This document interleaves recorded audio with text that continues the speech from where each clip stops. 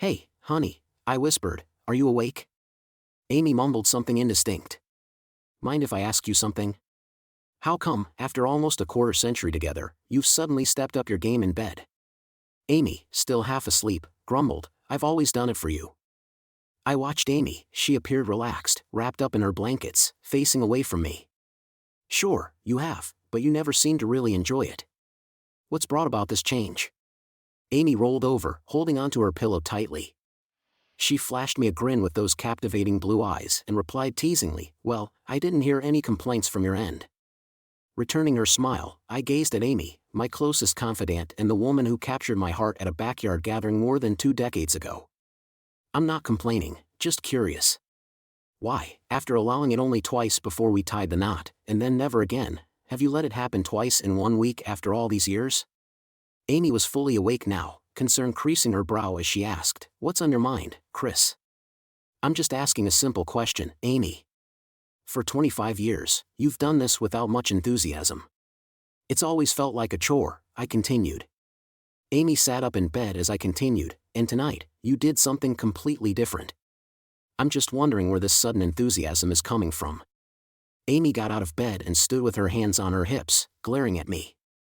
If you prefer, we can go back to the old way. Amy was angry, and I sensed she was about to get even angrier. No, I'm really enjoying your improved skills, I said.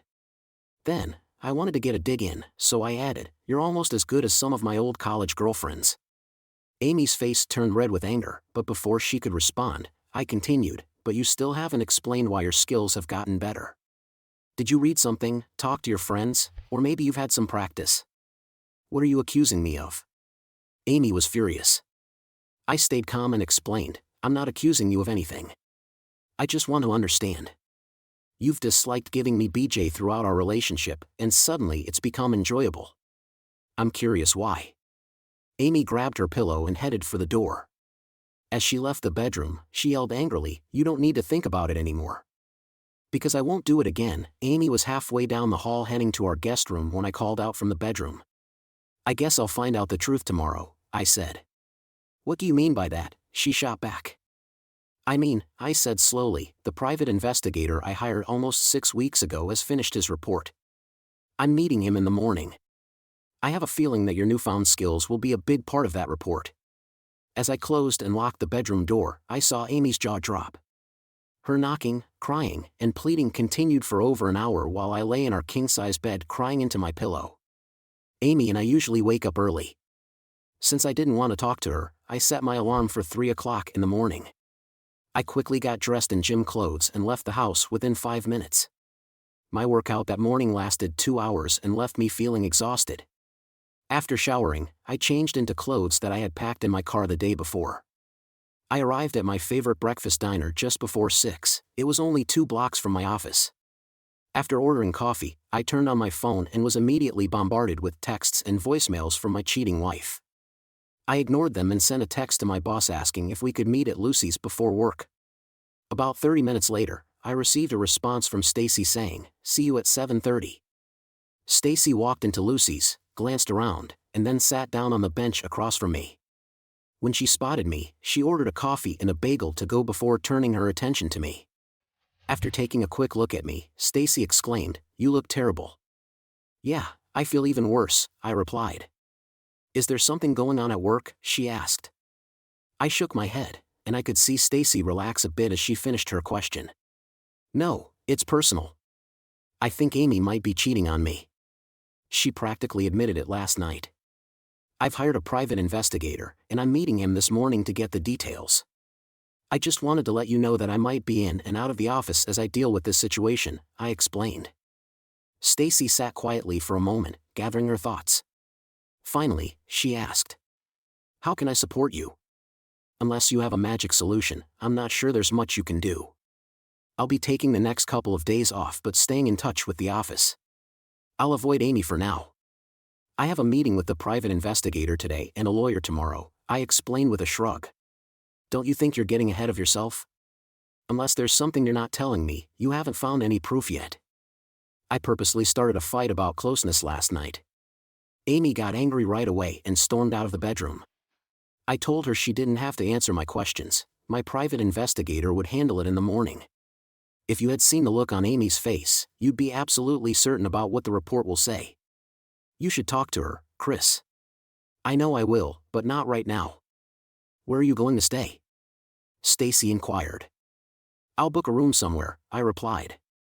Stacy rummaged through her oversized purse and eventually pulled out a set of keys. Handing me one of the keys, she said, "Here's a key to our cottage. You've stayed there before. It's only a 35-minute drive. We won't be using it until the end of the month." As she gave me the key, she offered some advice. "Can I give you some advice?" "Of course," I replied. "If things go the way you expect, your life will get worse before it gets better. It'll be tough for a while. Then one day, you'll wake up and you won't feel completely terrible.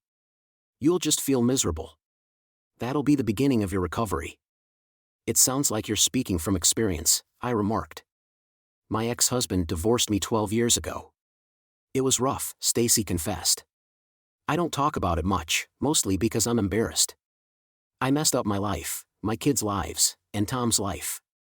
His family hates me. My son's friends hit on me because they know everything," she revealed. "You don't need to share all this with me, Stacy. I know, even after 2 years of therapy sessions every week, I still have more questions about my stupid actions than answers." We both chuckled sadly. Stacy went on. "Tom discovered my cheating in the worst way possible. He tested positive for an STD. I gave my husband and closest friend a disease." I was speechless, so she continued, "It gets worse, if that's even possible." I panicked and blamed Tom, saying he gave me the disease. We both knew, well, everyone knew I'm the one who cheated. "Why did you do it?" Stacy stared at the table as she confessed, "Because I could, because I wanted to feel attractive again, because I wanted a secret, because I enjoyed forbidden anonymous rough closeness," she elaborated. "I travel for work, just like you do. Once or twice a year, I'd meet someone interesting and invite them to my room. Looking back, it seems so foolish." We sat in silence until Stacy asked, "Have you ever been unfaithful?" "No, honestly, I've never felt tempted. Don't get me wrong, I'm not perfect. I enjoy flirting and knowing that women find me attractive, but I've never thought about betraying Amy. Why do you think that is? It's just who I am. Closeness with Amy has been pretty ordinary. She's not into trying new things, but even a regular night with Amy is always better than the wildest one-night stand from college. What made you suspicious? Amy and I have always had an active sex life. Even after 25 years, we're close 2 or 3 times a week. Lately, Amy's been a bit more forward, a bit more daring, a bit more." I shrugged. After a couple of months with a growing knot in my stomach, I hired a private investigator. "I'll find out the results soon. I bet Amy will call the office looking for you." "What should we tell her?" "Let her know I'm taking some time off and won't be back until next week." Stacy picked up our bill along with her bagel.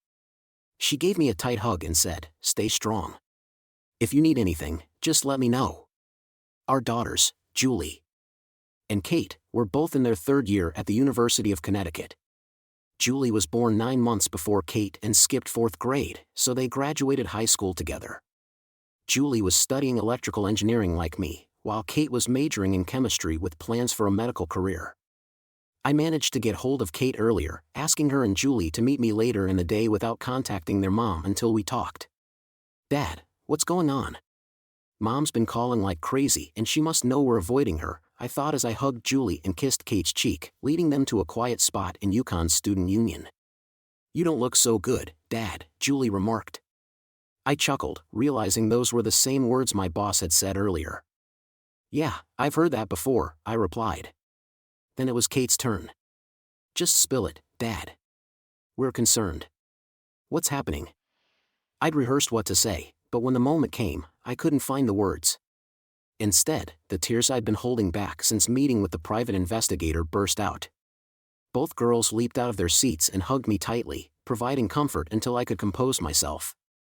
"I hate to break this to you, but I'm going to file for divorce from Mom. She's been having a long-term affair with a coworker," I finally managed to say. "I told them," Julie began, "but Dad, are you?" Her words trailed off. "Yeah, sweetheart, I'm sure. I have evidence," I assured her. Julie looked stunned, and Kate started to cry. Then Julie spoke up again. Dad, I need to see the proof. I know you wouldn't lie, but I need to see it. Earlier, I had picked out one of the less offensive photos from the investigator's report. I showed them a picture of their mom and Mike Brooks leaving a house their real estate firm was selling. They were kissing on the front porch. As they looked at the picture together, Julie began, Dad, sweetheart. I interrupted. I have photos, videos, texts, and emails. I won't show you any of it, but I've seen them. They're terrible.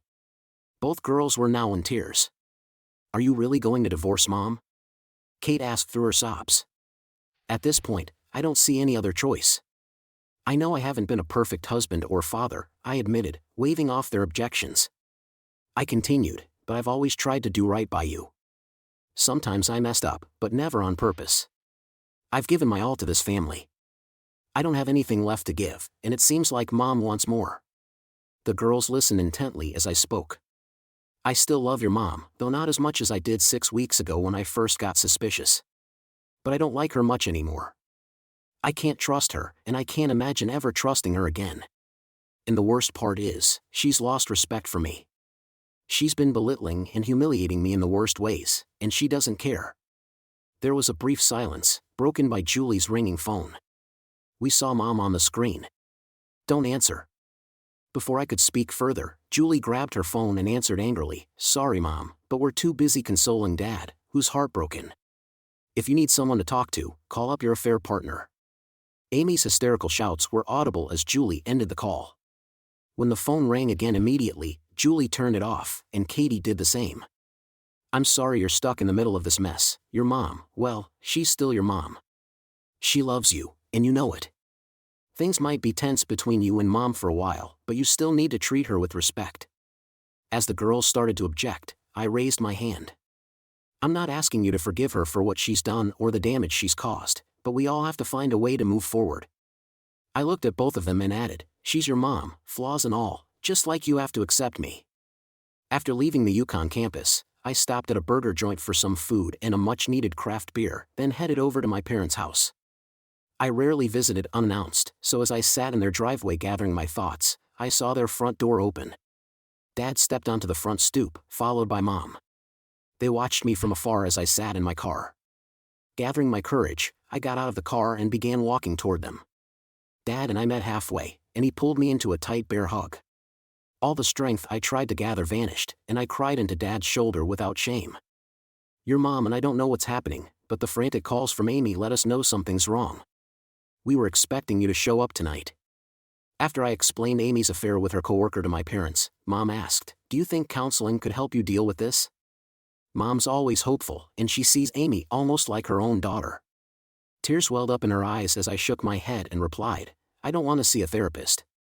I've treated Amy and the girls like royalty. I didn't do anything wrong and don't deserve how cruel Amy's treated me. But you've had so many good years together, Mom said, seeming to search for another solution. With a sigh, I admitted, You're right, Mom. We've had a great life until Amy, and Amy alone wrecked it. This isn't a one-time mistake, it's a full-blown affair between two selfish married people who only care about themselves. Mom seemed to be searching for another solution. I think I shocked her when I said, Why would you want me to be miserable, living with a lying, cheating person? I'm not perfect, but don't I deserve better than being with someone unfaithful? Please, Chris, Mom pleaded, don't use those words to describe Amy, at least not in front of me. I am trying to make a point, Mom. Amy's taken everything I have to offer, but it's not enough. She's hurt and disrespected me. Do I not deserve better? Dad interrupted, saying, Cut your mom some slack. We're still trying to process this shock, you know. We'll support whatever decision you make. After a pause, Dad added, And understand, if possible, we'd like to maintain a relationship with Amy and her family. It might not be as strong as before, but I hope Amy's actions haven't ruined that possibility. As Dad finished, Mom's phone rang. She checked the screen and said, It's Amy. After a moment's hesitation, Mom looked me in the eye and stated, I won't ignore Amy's calls, and I won't deceive her. I'll never ask you to do that. Dad and I remained quiet as Mom picked up the phone. Hello, Amy. He got here about 10 minutes ago and told us about your actions. I think he'll be staying here tonight. Amy, I'm sorry. "Chris, Amy's coming over," Dad said. "Don't worry about it, Mom. I'm going to head out. I'll give you a call tomorrow." Mom asked, "Where are you going?" "Stacy has a cottage at Cooper Lake. She's letting me stay there for now." "You'll have to talk to her eventually," Dad pointed out. "I will, but I'll do it when I'm ready, not when she wants.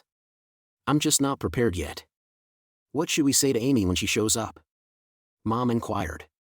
"I'd call her and let her know it's pointless to come over.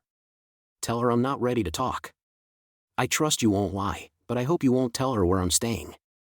Mom started crying. I walked over and hugged her tightly. Dad joined in, and the Arlington family comforted each other. My parents silently provided all the emotional support I needed. After officially initiating the divorce process with a visit to a highly recommended divorce lawyer, I went to my in-laws' house. Amy's car wasn't there, so I parked and approached the front door. "It's really bad, isn't it?" Those were Frank Wilson's first words as he opened the front door. "It's about as bad as it gets." Frank stood in the doorway, blocking my way, and asked, "Who cheated?" "She did," I replied. "Do you have proof?" Frank inquired. I nodded, and Frank exclaimed, "Dang." Then turned and headed to the kitchen, leaving the door ajar. Eileen, Amy's mom, was nervously sitting at the kitchen table. She looked up as I entered and gestured toward the coffee maker, saying, "Fresh coffee's there." As I silently poured myself a cup, Frank retrieved a bottle of Jack from a cabinet. We both sat down, and Frank poured a generous amount of bourbon into his coffee, sliding the bottle my way as I added some liquid courage to my cup. "Can I see the evidence?" Frank asked. Looking down at the table, I replied, "I can show you the written report, but I won't share the photos or videos." When he cursed again and met his eyes, I continued, "But Frank, I'm begging you, please don't ask to see the photos. No father should ever have to see his daughter in those situations." It was painful to witness, but Frank visibly deflated in front of Eileen and me. Eileen interjected, "Is there any chance your marriage can be saved?" "I met with a lawyer this morning," I replied. "He'll have the paperwork ready by early next week, and we'll file it with the court on Wednesday. The lawyer will contact Amy using her cell number.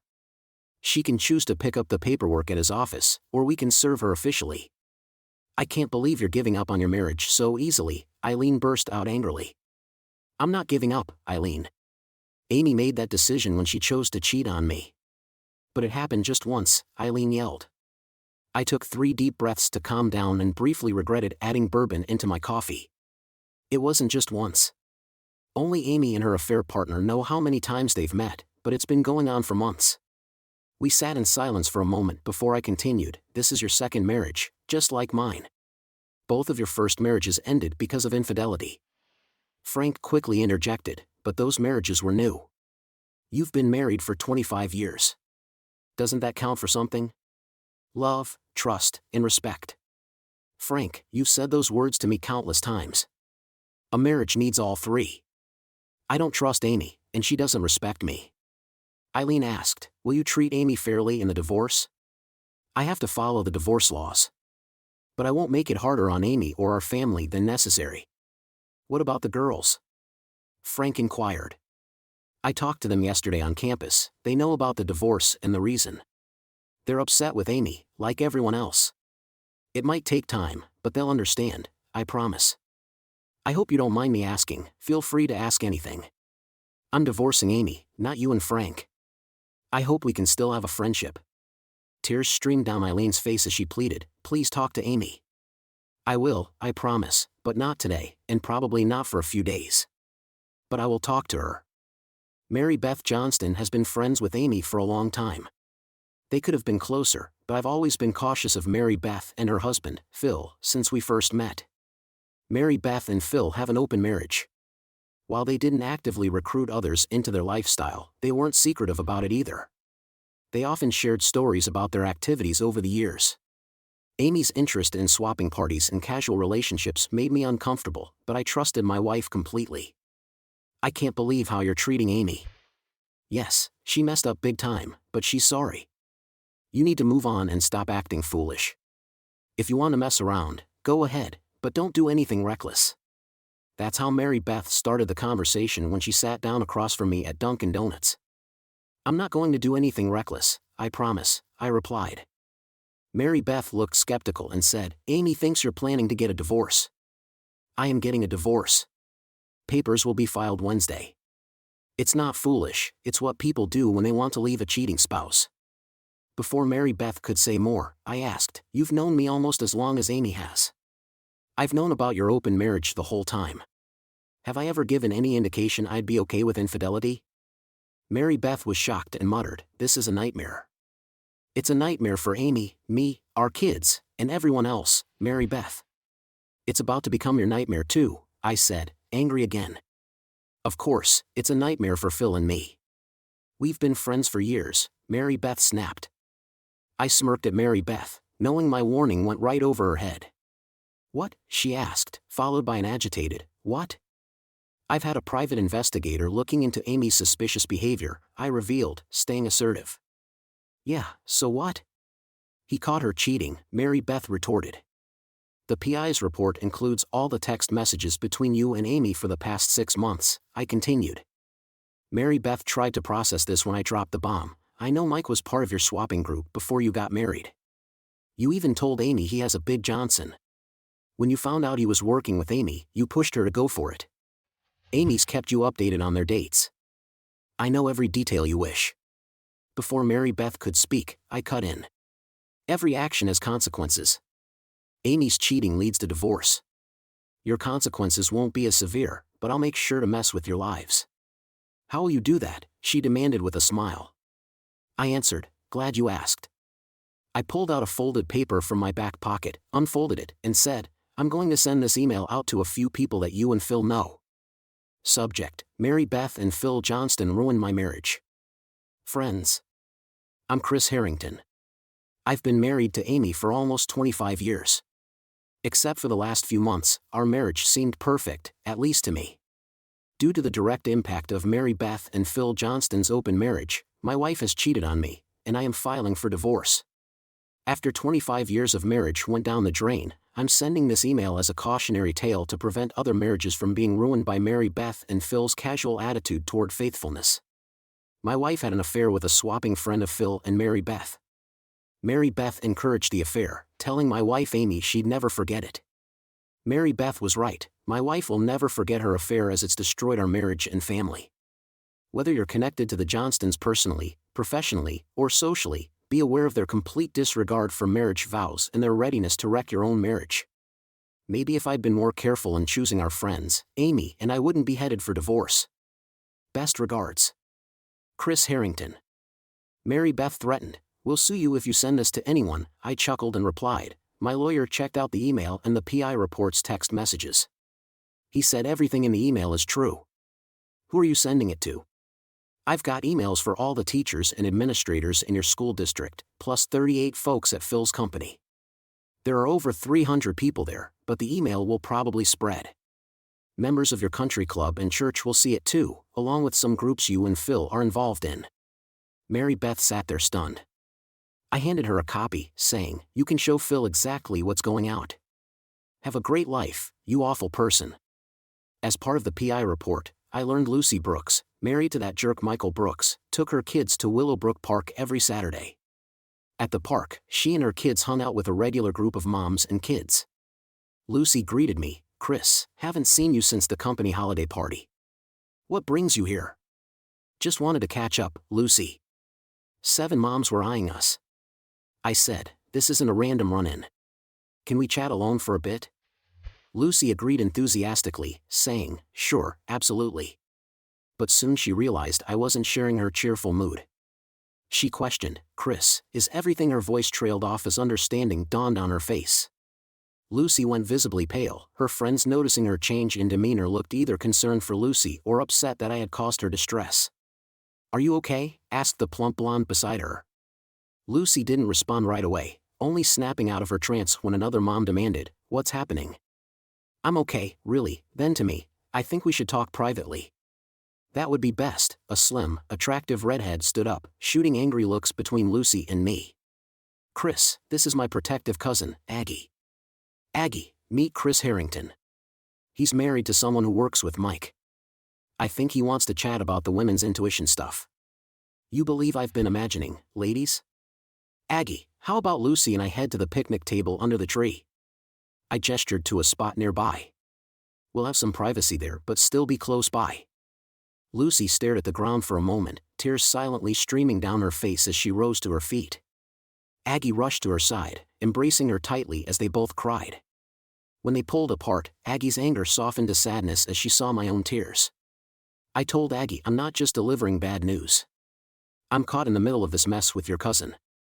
Walking alongside Lucy, she halted after a few steps, turned to Aggie and said, "Can you take the kids home with you?" Aggie replied, "Sure thing, Lucy. And if necessary, can they stay over for the weekend?" Aggie gave a sad smile and nodded. Seated across from each other at the picnic table, I inquired, "How long have you been aware of this?" Lucy sighed, "Unfortunately, this isn't new territory for me. We tied the knot a bit later than most, and soon after, we started a family. After our second child, Mike got a vasectomy. His first affair cropped up within 6 months, the second followed a year after our first confrontation. Now, this is the third strike. I've had a hunch something was off for about a month. I'm wrestling with the decision to divorce him. I know it's inevitable, but I keep doubting myself. Can you shed some light on why you stayed with Mike after his first 2 affairs? It was mostly for the kids, well, entirely for them, really. I grew up with divorced parents, a bitter mom, and a dad I saw once a week. I didn't want that for my own kids. I still don't, but it seems like that's where we're headed. Fortunately, I have a strong support network nearby, so I'll have plenty of help." I had a feeling Lucy would answer that way, so I nodded in agreement. "Can you tell me why Mike cheats?" I inquired. Lucy nodded in response. "He enjoys the excitement of corrupting good girls." I was pretty innocent about closeness. Mike was my lover and teacher. He set rules and rewarded me when I followed. I like being his naughty partner, but only in a loving, faithful marriage. "Do you have any evidence?" Lucy asked, handing her a thick envelope. "I suggest giving this to your lawyer and avoiding looking at it. Most of Mike and Amy's conversations are hurtful, there's nothing there except pain." "What made you suspicious of Amy?" Lucy inquired. I chuckled, saying, "It seems Mike had similar expectations for Amy, like a loyal pup. She learned the tricks and shared them with me. I've decided to stay at Aggie's place for the weekend. While we've been talking, I know it's a big ask, but could you drive me home so I can pack for a few days?" Before I could respond, Lucy warned, "Mike will be there." "I'm not worried about your lousy husband. I'm happy to take you home," I assured her. After sorting out everything with Aggie, Lucy came back to me, and we headed to my car. The drive to her house was pretty quiet. When we reached her street, she pointed to an SUV parked on the side and told me to stop there. Following her instructions, I parked next to the truck and watched as Lucy signaled to the driver. Then, she gestured ahead and told me her house was the white colonial 5 houses down on the left. As I pulled into the driveway, the SUV followed behind me. Mike was out in the front yard, mowing the lawn. Things unfolded quickly. Mike waved to Lucy as she got out of my car. 2 women swiftly exited the SUV, flanking Lucy and guiding her to the front door. A big man trailed behind the women, standing guard by the entrance. After they went inside, meanwhile, an older man emerged from the SUV just as I stepped out of my car. He approached me with a handshake and introduced himself. "I'm Larry Green. Lucy is my daughter." I leaned against the front of my car, hands on the hood, watching as Mike approached Chris. "Chris Harrington, what's Lucy doing with you?" Mike looked shaken, his face pale. "I ran into her at the park this morning. I had some important stuff to share with her from my private investigator." Before Mike could say anything, Larry chimed in. "You scum, Mike. You've just lost the only good part of your sorry life. This is all garbage." Mike yelled, then rushed towards the front door, shouting, "Stay out of my way, Georgie." I figured Georgie was the big guy sitting on the steps. He didn't budge until Mike tried to pass, then he swiftly got up, pushed Mike back, and sent him tumbling to the ground. Larry gave me a questioning look. "It looked like Mike slipped," I said. Larry nodded, "Yep, sure did." Mike struggled to get up, eventually turning to me. "It's all your wife's fault. She came after me. Everyone knows she's just public property. I won't argue with you there, Mike. Amy's a witch, but she's not my problem anymore," I chuckled sadly, trying to hide my emotions. Just then, Larry put his hand on my shoulder, giving me a boost. "You and Mike are a match made in hell. You both know each other's game. How do you think that'll play out?" "I don't want anything to do with her," Mike spat. "Well, lucky for her then. She's got enough problems without dealing with a jerk like you," I retorted. I shook hands with Larry and said, "This guy isn't worth my time. I'm out. Take care of Lucy, she's a great woman." It had been 2 weeks, Amy got served, and her lawyer was talking with mine. Life felt like a bleak routine. During lunch, I checked my voicemail and heard from my mother-in-law. "Hey Chris, it's Eileen. Just reminding you about the promise you made to talk with Amy. It'd mean a lot if you could give her a call. Thanks. Love you." Grinding my teeth, I reluctantly dialed my home number, knowing Amy was at work. I left this message: "Amy, it's Chris. I'm staying at Stacy's family lake house.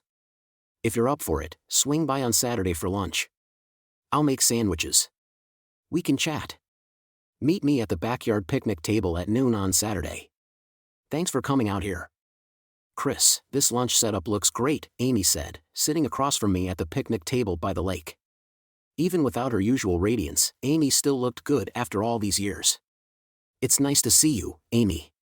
"Appreciate you making the drive," I replied. Amy glanced around and said, "It's so serene here." I agree. Initially, I was considering moving into a downtown condo near the office, but lately, I've been eyeing lakefront properties around here, I shared. My unintended comment hit Amy hard, and I could see the devastation in her eyes right away. "Amy," I started, but she cut me off with a wave of her hand. Tears welled up as she said, "No need to apologize. I'm just being overly sensitive." Looking away from the table, Amy continued, "I'm so scared." Her words hung heavy in the air as she collected herself. "I've been scared before, many times. Work challenges, raising our wonderful daughters, they've all terrified me. But I always had you by my side. We were a team, and I knew together we could tackle anything," she reflected, smiling softly. I agreed. "We did a good job, didn't we?" We shared a peaceful moment eating our lunch. I topped off Amy's wine glass and poured myself another beer. "I've started seeing a therapist," Amy sighed. "Well, shrink isn't fair. Dr. Popper has been great, helping me navigate the end of our marriage and find my way forward solo." "I'm glad to hear that, Amy. I hope it helps you find the closure you need," I replied. "I've told myself over and over not to ask you about reconciliation. Everyone says it's not possible. But I have to ask, is there any chance you can forgive me, and we can try again?" Amy's voice trembled with hope. I took a deep breath and downed a swig of beer. "That's 2 separate questions, Amy. I've been wrestling with the forgiveness part since we agreed to meet today. I've made a commitment to myself to try," I admitted after some thought. I continued, "It's going to be a process, and I'm not sure if it's achievable, but I'm going to give it a shot. But let me be clear, if I do forgive you, it's not primarily for your sake, but for the girls, our family, and myself." Finishing off the rest of my beer, I added, "We'll still be in each other's lives enough that I don't want to carry around any bitterness, but Amy, the divorce will proceed, and we won't be getting back together." Amy cried and nodded in understanding. She asked, "Can I reach out if I need support? If I need someone to talk to?" Though I wanted to shout, I kept calm, grabbed another beer from the cooler, and filled my glass. Once I composed myself, I proposed, "How about a compromise? Until the divorce is final, let's handle things through our lawyers. Afterward, I'll be open to your calls, except for emergencies." 7 months later, our divorce was finalized. It was my first night in my new lakeside home, and I sat on the back deck contemplating whether to crack open a couple of high-alcohol craft beers from the cooler or dive straight into the bourbon on the table before me. When my phone buzzed, seeing Amy's name, I answered with a smile. "Hey, Amy, I'm really down and could use someone to talk to," she said with sadness in her voice. 5 years later, things were looking up. One morning, I noticed the sky seemed bluer, and the birds sounded cheerier. Life was improving. Stacy was proven right. She moved to our company's main office in Dallas, where she's now the executive VP of sales and marketing. Despite staying single, she's seen her kids grow up. After a glass or two of wine, she admits to enjoying the occasional thrill of a one-night stand.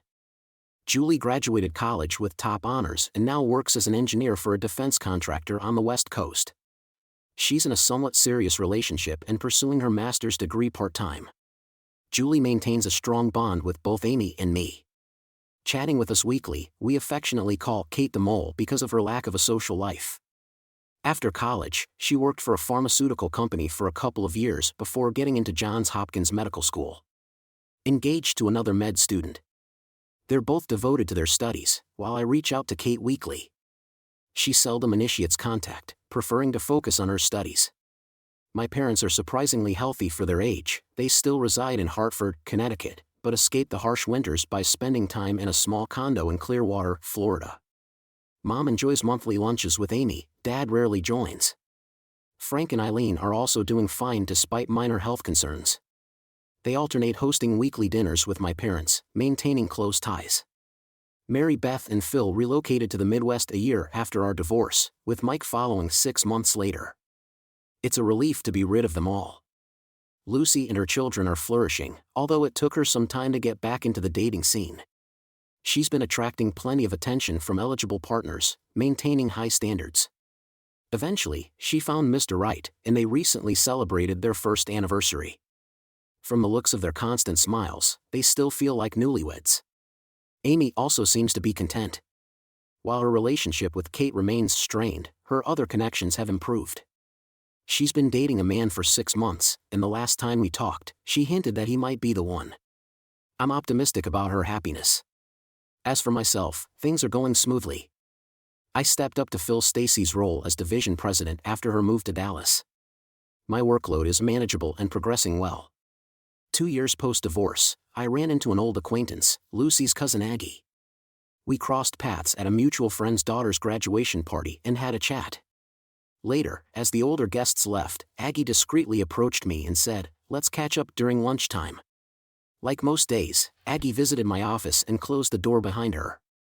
I quickly finished a call and joined her on the couch. As a man in his early 50s, my vigor isn't what it once was. While I may have been more energetic in the past, now I can only offer a trickle of enthusiasm. Fortunately, Aggie doesn't seem to mind.